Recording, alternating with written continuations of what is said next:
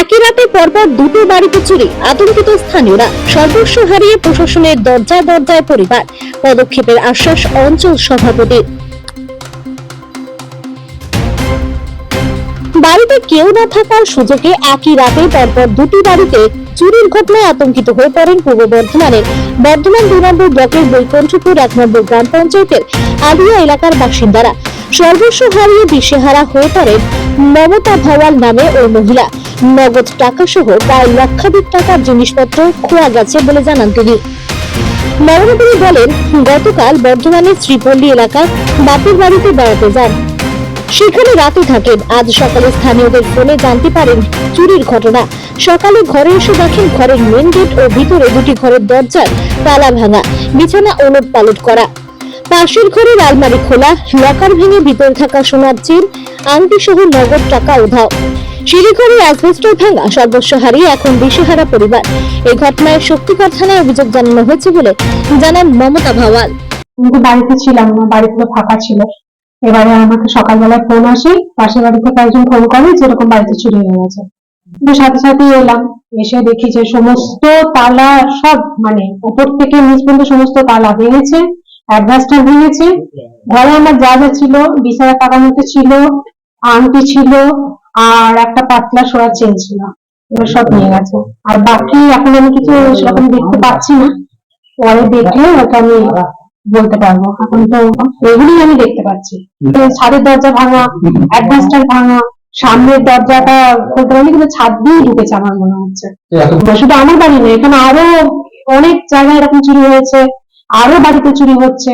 আমরা খুব অসহায় অবস্থায় আছি। এই ঘটনা শুধু এই প্রথমই না, এর আগেও এলাকায় চুরির ঘটনা ঘটে। এলাকায় চুরি রুখতে রাত পাহারার ব্যবস্থা গ্রহণ করেন স্থানীয়রা। পরবর্তীতে চুরির ঘটনা নিয়ন্ত্রণে এলে রাত পাহারা বন্ধ করেন তারা। এরপর ফের চুরির ঘটনায় আতঙ্কিত হয়ে পড়েন স্থানীয়রা। আতঙ্কিত বাসিন্দাদের দাবি স্থানীয় প্রশাসন এই পদক্ষেপ গ্রহণ করুক। আমি তো সকালে শুনলাম, রাত্রিতে এত কুকুর ভাও ভাও করছিল, মনে হচ্ছিল কি চোর ঢুকেছে।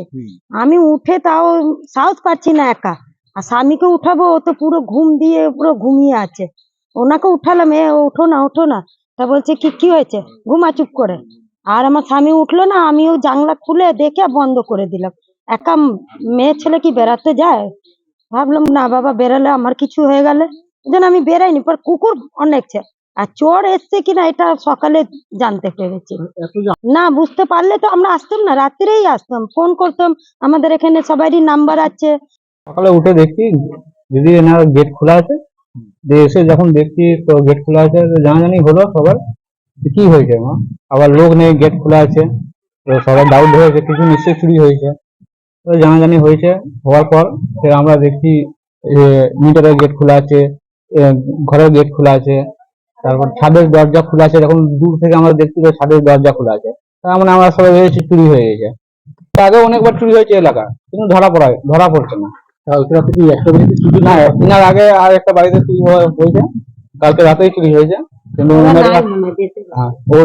ওরা বাড়িতে নেই কে।